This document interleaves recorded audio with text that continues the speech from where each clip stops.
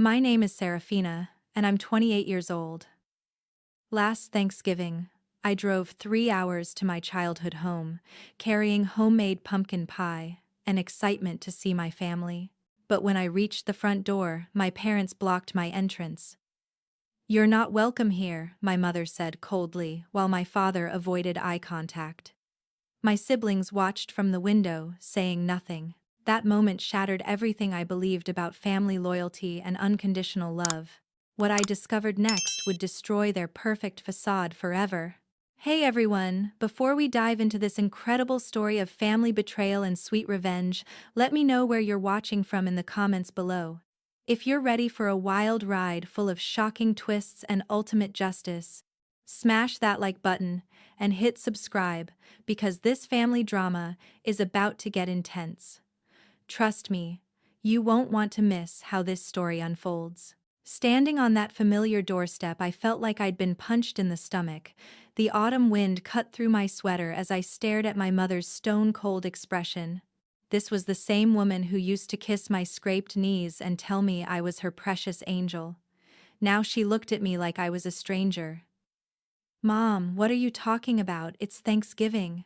"I brought pie," I stammered, holding up the dessert I'd spent hours perfecting. The pumpkin pie had been our tradition since I was 12. I always made it from scratch, using her grandmother's recipe. "We know what you did," my father finally spoke, his voice barely above a whisper. Behind him I could see my older brother Marcus and younger sister Delilah hovering near the dining room entrance. The table was set for 6 people, but clearly I wasn't one of them. "What I did, I have no idea what you're talking about," I said, genuinely confused. My mind raced through recent conversations, trying to pinpoint what could have caused this dramatic shift.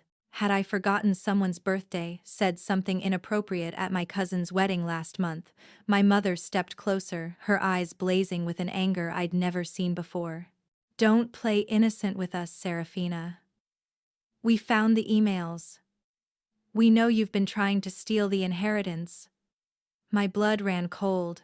"What emails? What inheritance?" "The ones you sent to Grandma Rose's lawyer," Marcus called out from behind them, "trying to convince him that we were manipulating her into changing her will." I felt the world tilt beneath my feet. Grandma Rose had passed away 6 months ago, leaving behind a modest fortune from her late husband's successful construction business. But I had never contacted any lawyer about her will. I didn't even know who her attorney was. "I never sent any emails to anyone," I protested, but I could see the disbelief in their faces. "You have to believe me. I would never do something like that." "We have copies," Seraphina Delilah said, stepping forward with a manila folder. "Your email address, your writing style, everything. You accused us of elder abuse and claimed you were the only one who truly cared about Grandma Rose." She handed me the folder with shaking hands. As I opened it, my heart sank deeper with each page. There were indeed emails from my personal Gmail account to someone named Attorney James Morrison. The messages were sophisticated and calculated, describing alleged incidents of my family pressuring Grandma Rose, manipulating her medications to keep her confused, and isolating her from other relatives. The writing style was eerily similar to mine, but I knew with absolute certainty that I had never written these words. Someone had gone to extraordinary lengths to frame me, and they'd done it brilliantly. "These aren't from me," I whispered, but my voice lacked conviction even to my own ears. The evidence was damning. My email signature was perfect down to the little quote I'd been using for years. "Be yourself. Everyone else is already taken. Oscar Wilde." "The lawyer contacted us last week," my father explained his disappointment, cutting deeper than anger ever could. "He said someone claiming to be Rose's granddaughter had been making serious allegations about our family. When we saw the email address and compared it to messages you'd sent us over the years, everything matched perfectly." I stumbled backward, nearly dropping the pie. This was a nightmare, but I was wide awake. Someone in my family had orchestrated this elaborate setup, and they'd done it so well that even I was questioning my own memory for a split second. "I need you to leave," my mother said firmly. "We can't have someone in our home who would betray family like this." Grandma Rose trusted all of us and you tried to turn that love into money. But I loved Grandma Rose more than anyone, I protested, tears streaming down my face now. She was the one person in this family who always believed in me, who encouraged my writing, who told me I was destined for great things. Why would I tarnish her memory for money I don't even need? It was true. My freelance writing career was going well and I'd recently landed a contract with a major magazine. I wasn't wealthy, but I was financially stable and proud of my independence. Money changes people, Marcus said coldly. Maybe success went to your head. I looked at each of their faces, searching for any crack in their united front, any sign that they might doubt this evidence. But I found none. Whoever had done this had played their cards perfectly, turning my entire family against me in one calculated move. I'm going to prove my innocence, I said, straightening my shoulders despite my breaking heart. I don't know who did this or why, but I'll find out. And when I do, you'll all owe me an apology. Don't bother coming back until you're ready to admit what you did and make amends, my father said. Then he stepped inside and closed the door in my face. I stood there for several minutes, still holding that stupid pie, watching through the window as my family sat down to Thanksgiving dinner without me. The warm glow from inside looked like a Norman Rockwell painting, except the black sheep had been permanently removed from the frame. As I walked back to my car, my mind was already working. This wasn't random. Someone had been planning this for months, maybe since right after Grandma Rose died. They'd studied my writing style, gained access to my email account somehow, and crafted this elaborate deception. But they'd made one crucial mistake. They'd underestimated me. I might not be welcome at that dinner table anymore, but I was about to become their worst nightmare. Because I was going to find out which one of them had betrayed me, and when I did, they would discover that sweet little Seraphina had inherited more than just Grandma Rose's writing talent. I'd also inherited her steel backbone and her absolute refusal to let bullies win. The drive home was the longest 3 hours of my life, but by the time I reached my apartment, I had a plan. The first thing I did when I got home was change every single password on every account I owned. Email, social media, bank accounts, streaming services, everything. If someone had accessed my Gmail account to send those fraudulent emails, they weren't getting back in.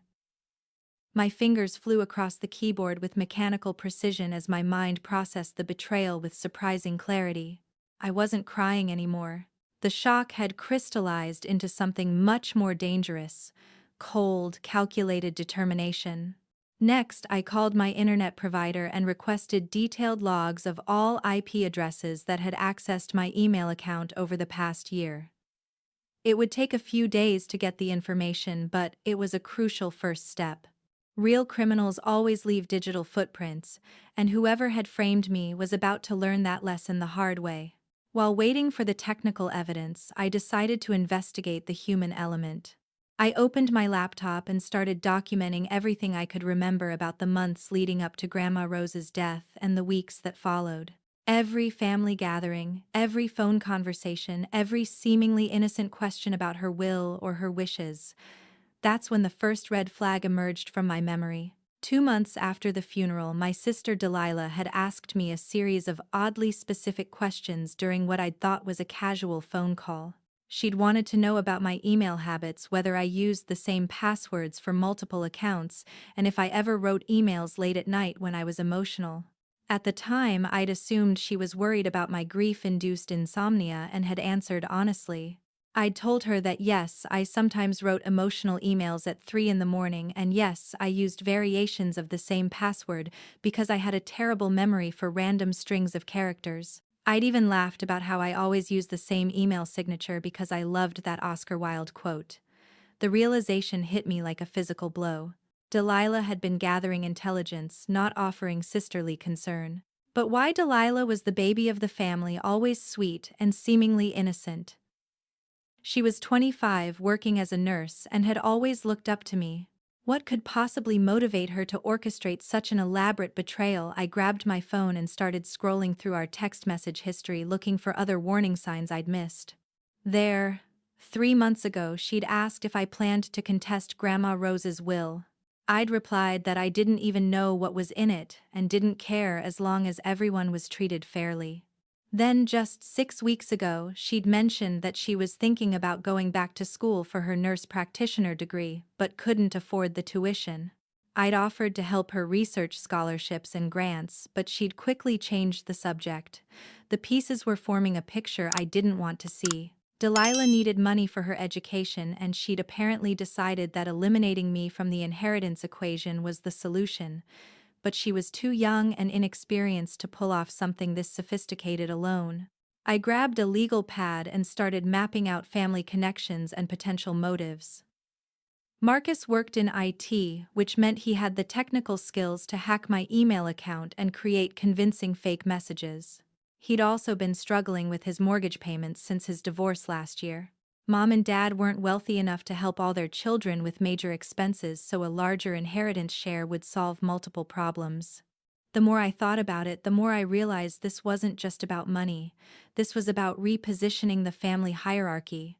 I'd always been the independent one, the one who didn't ask for help, the one who'd moved away and built a life outside their small town. Maybe they saw me as a threat to their tight-knit dynamic, or maybe they were jealous of my close relationship with Grandma Rose. Whatever their motivations, they'd made a critical error in their planning. They'd assumed I would crumble under the weight of their unified rejection, that I'd either crawl back, begging for forgiveness, or disappear entirely from their lives. They'd forgotten that Grandma Rose had taught me to question everything and never accept defeat. I spent the rest of that evening creating a comprehensive plan. Phase 1 was gathering evidence. Phase 2 would be confirming my suspicions. Phase 3 would be the systematic destruction of their carefully constructed lie. The next morning, I called Attorney Morrison's office directly. His secretary was initially reluctant to discuss the case with me, but when I explained that I was the granddaughter being accused of sending those emails, she agreed to set up a meeting. "I've been wondering when you'd contact us directly," Mr. Morrison said when I arrived at his office Monday afternoon. He was a distinguished man in his 60s, with kind eyes behind wire-rimmed glasses. The emails we received were quite concerning, but something about them felt off to me. "What do you mean?" I asked, trying to keep my voice steady. "Well, they contained very specific legal terminology that most laypeople wouldn't know. Phrases like undue influence and testamentary capacity were used correctly but felt almost too precise. It suggested either extensive research or professional consultation." He pulled out a file and showed me printed copies of the fake emails. Also, the timing was suspicious. Your grandmother's will was already filed and processed. There was no mechanism by which these allegations could change anything. My heart rate accelerated. So whoever sent these emails either didn't understand how inheritance law works, or they had a different goal entirely.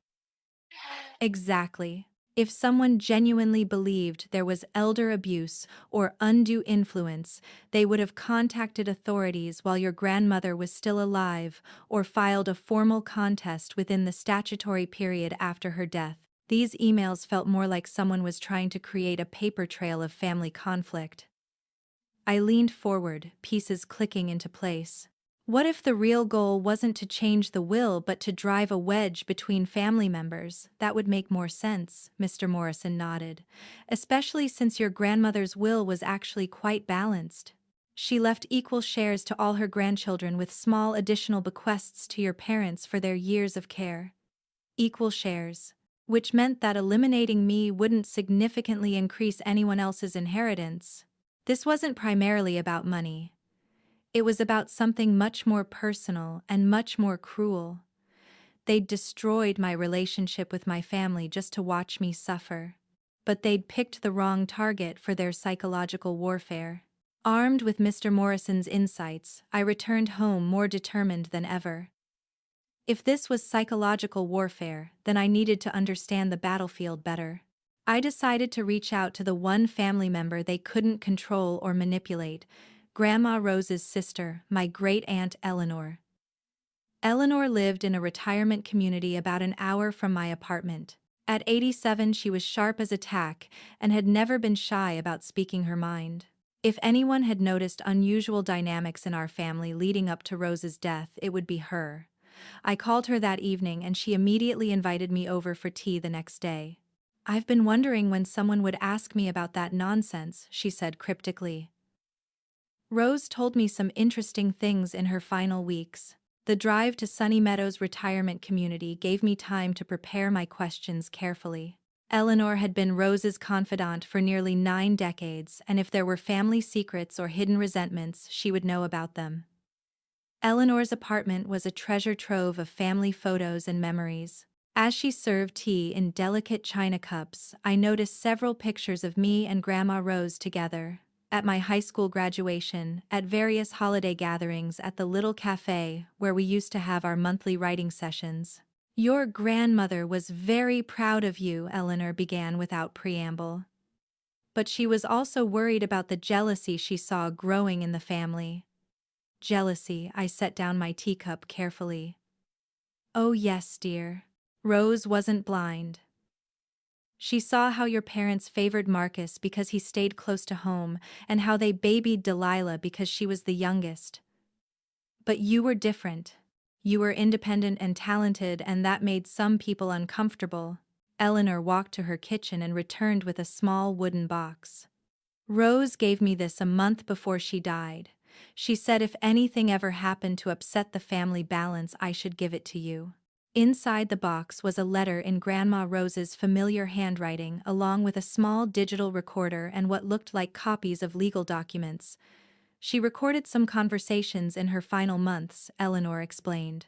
She had a feeling something wasn't right about how eager certain family members were becoming about her finances. I opened the letter with trembling hands. "My dearest Seraphina, if Eleanor is giving you this box, it means something has gone wrong with our family.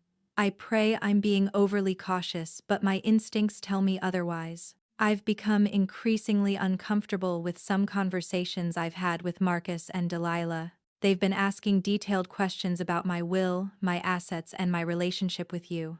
More concerning, they've been making subtle comments designed to poison me against you, suggesting you only visit me because you expect an inheritance, implying that your success has made you selfish." I pretended to be swayed by their words, while secretly recording our conversations. "You'll find those recordings in this box, along with copies of my real will and a letter I wrote to my attorney explaining my concerns. If they've turned the family against you, remember this: the truth has a way of surfacing, and those who sow discord will reap exactly what they've planted. You are stronger than you know, my darling girl. Use that strength wisely. All my love, Grandma Rose." My hands shook as I picked up the small recorder. Eleanor nodded encouragingly. "Go ahead, dear. She wanted you to hear these." I pressed play, and my grandmother's voice filled the room. The first recording was clearly a family dinner conversation. I could hear background noise, clinking dishes, multiple voices. And then Delilah's voice came through clearly. "Grandma, you know Seraphina only calls you when she needs something right, like when her car broke down last year or when she was job hunting." "That's not true," came Grandma Rose's voice, but Delilah continued. "I'm not trying to be mean, but she's gotten so focused on her career that she doesn't really care about family anymore. Marcus and I are here all the time, helping with groceries and doctor appointments." Where is she? I remembered those incidents differently. When my car broke down, I'd called Grandma Rose because I was stranded near her house and knew she'd enjoy the company while I waited for the tow truck. We'd ended up having a wonderful afternoon baking cookies together. And during my job search, she'd specifically asked me to keep her updated because she was excited about my career prospects. But Delilah had twisted those moments into evidence of selfishness and manipulation. The next recording was even more damning. This time it was Marcus's voice clearly having a private conversation with Grandma Rose. "I hate to say this, Grandma, but I think Seraphina's success has changed her. She acts like she's better than the rest of us now. Mom's really hurt that she never calls anymore." Again, this was a complete fabrication. "I called my mother every Sunday religiously. I just worry," Marcus continued, "that she might try to manipulate you somehow.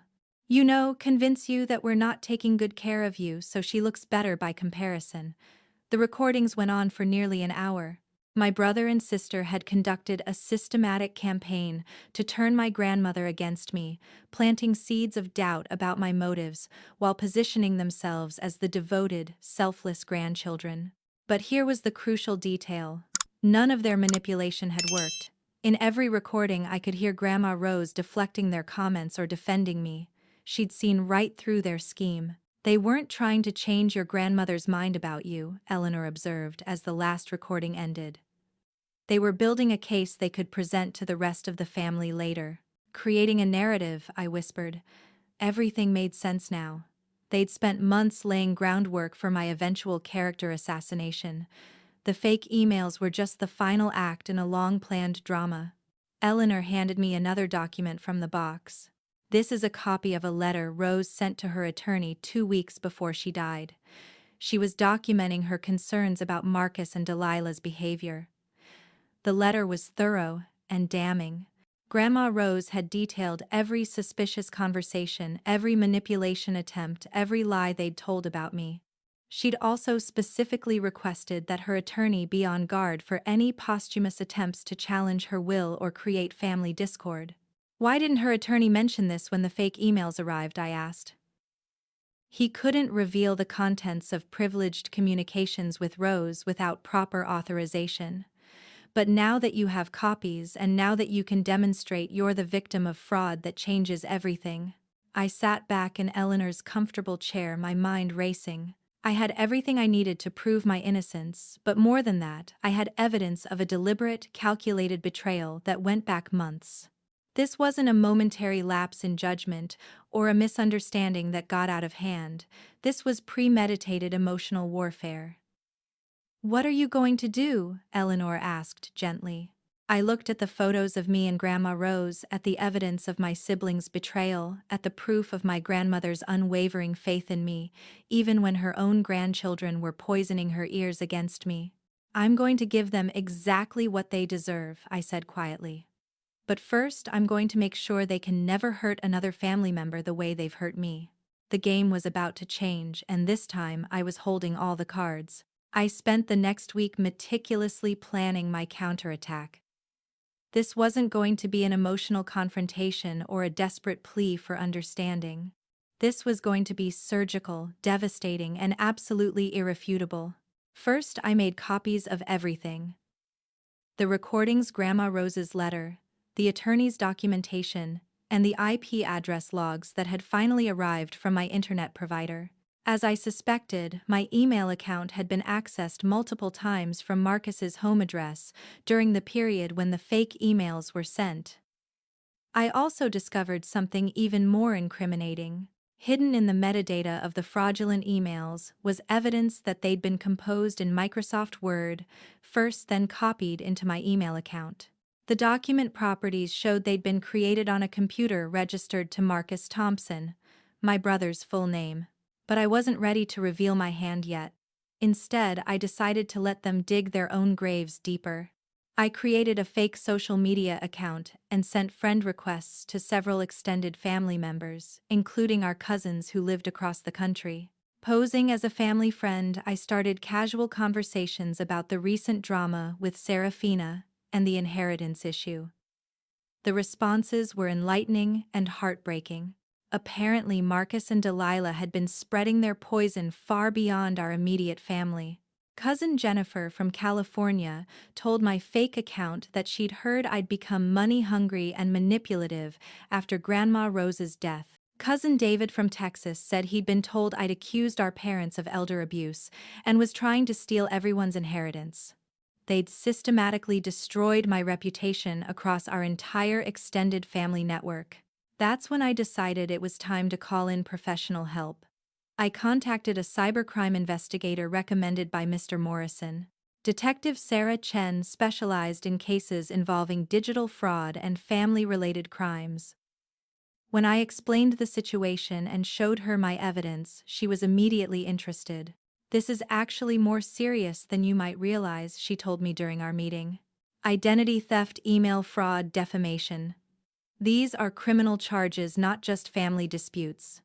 If you want to press charges, we have enough evidence to proceed." I want them to face consequences, I said firmly. But I also want my family to understand exactly what they've done and who they really are.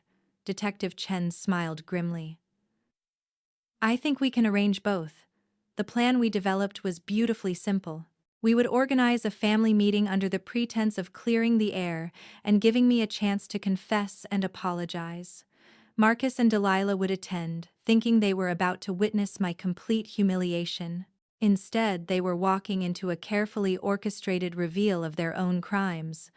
I called my parents on a Friday evening, letting my voice shake with what they would interpret as remorse and desperation. "Mom, I can't live with this anymore," I said.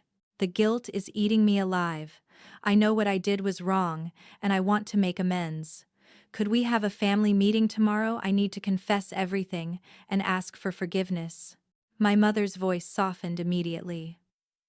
"Oh, sweetheart, I'm so glad you're finally ready to take responsibility.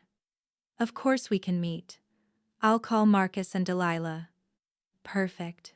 They thought they'd broken me. Saturday afternoon, I arrived at my parents' house with Detective Chen, who I introduced as my therapist, Dr. Chen. My parents assumed I was so disturbed by guilt that I needed professional support to make my confession.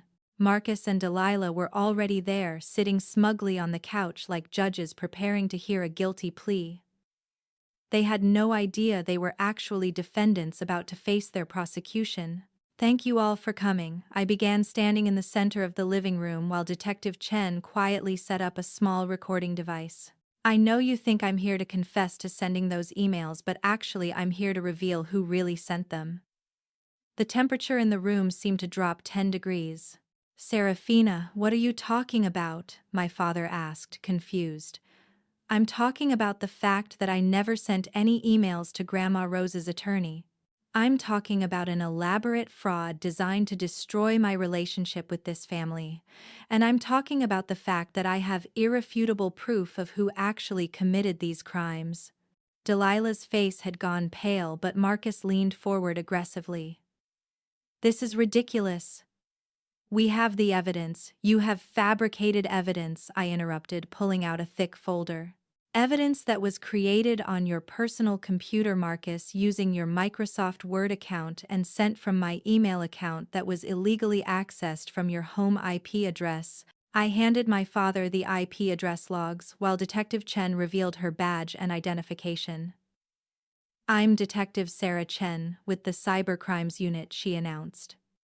"Mr. Thompson, Miss Thompson, you're both under investigation for identity theft, computer fraud, and conspiracy." The room erupted in chaos. My parents stared at the documents in shock, while Marcus jumped to his feet, pointing at me accusingly. "This is insane. She's the one who—" "Sit down," Detective Chen commanded. "We have digital forensics proving that these emails were composed on your computer and sent using unauthorized access to your sister's accounts. We also have audio recordings of you and your sister conducting a months-long campaign to damage Miss Kane's relationship with your grandmother." I pulled out Grandma Rose's recorder and pressed play. My siblings' voices filled the room, speaking their poison about me while our grandmother deflected their lies. My parents listened in growing horror as they heard their younger children systematically attempting to manipulate a dying woman against their own sister. "Oh my God," my mother whispered. "Rose knew. She knew what you were doing. She knew, and she documented everything," I confirmed. "She even wrote a letter to her attorney warning him that someone might try to create family discord after her death.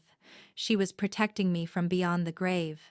Delilah finally broke down, sobbing.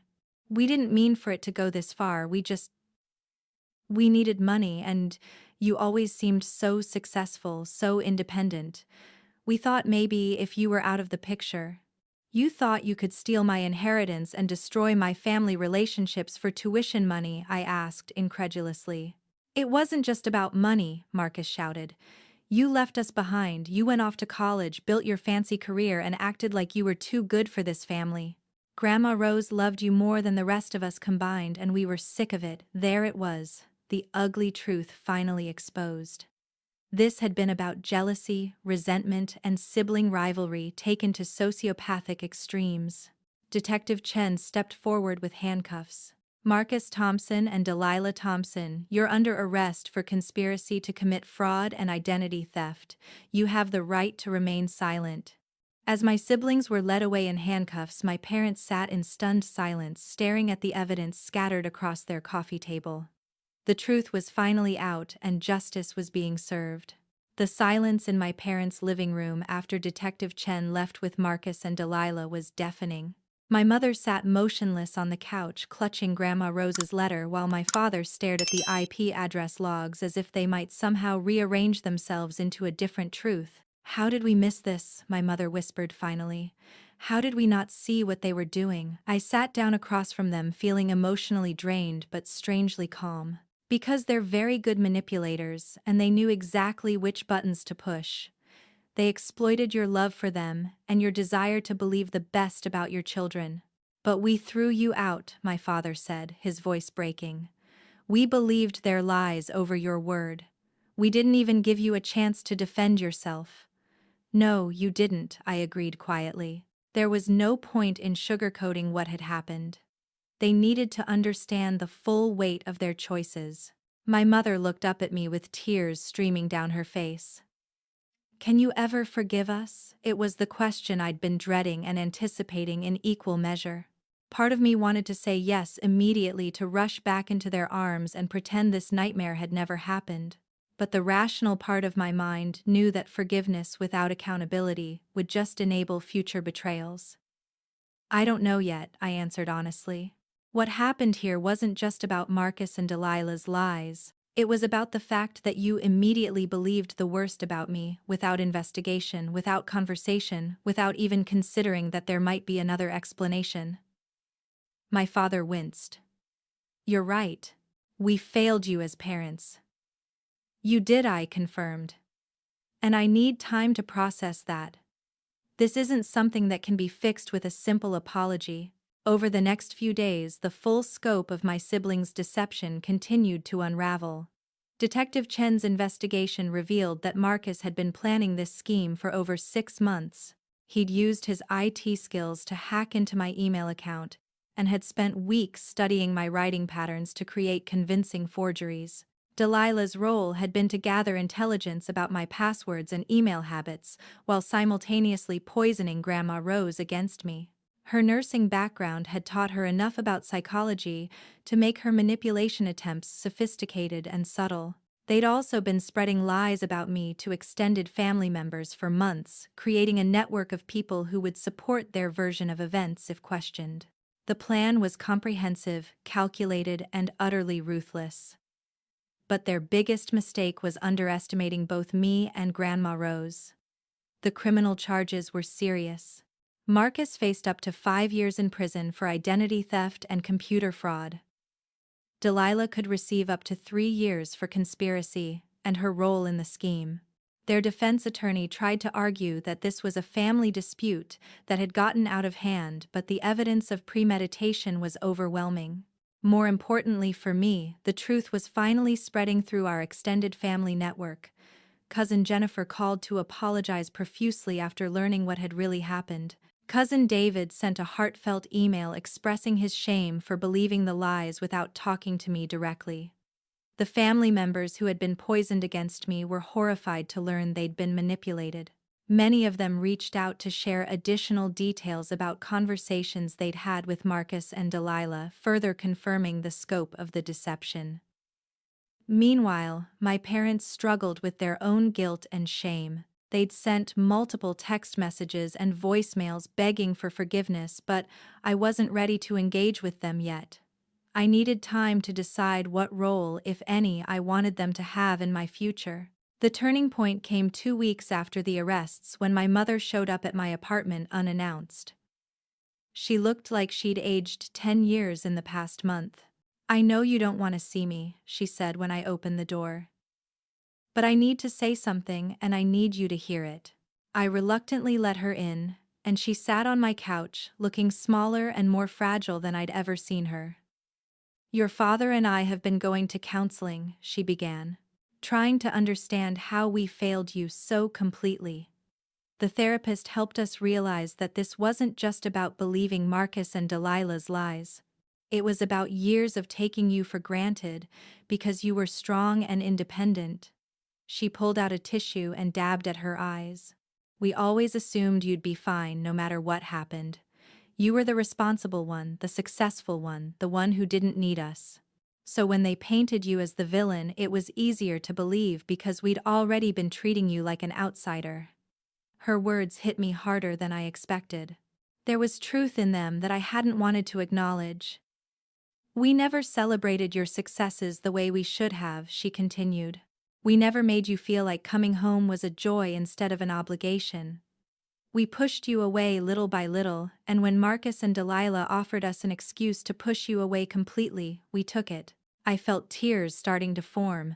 Why are you telling me this? Because I want you to know that we understand our failure goes deeper than just believing lies. We failed to nurture your place in this family, and we failed to show you that you were valued and loved unconditionally. She stood up, preparing to leave. I'm not asking for forgiveness yet. I'm not asking you to come back. I'm just asking you to know that we finally see the truth. All of it. After she left, I sat alone in my apartment processing everything that had happened. My siblings were facing criminal charges. My extended family was rallying around me with support and apologies. My parents were finally acknowledging their role in this disaster. But I was also completely alone, cut off from the family I'd thought I belonged to, forced to question everything I'd believed about love, loyalty, and trust. The immediate aftermath of the truth was almost as painful as the original betrayal. 6 months later, I stood in a courthouse, watching Marcus and Delilah receive their sentences. Marcus got 18 months in prison and 3 years of probation. Delilah received 8 months and 2 years of probation. The judge was particularly harsh because of the premeditated nature of their crimes and the psychological damage they'd inflicted on family relationships. As they were led away, I felt something I hadn't expected: pity. They'd destroyed their own lives for jealousy and money they didn't even ultimately receive. Grandma Rose's inheritance had been distributed according to her original will, meaning they'd accomplished nothing except ruining relationships and earning criminal records.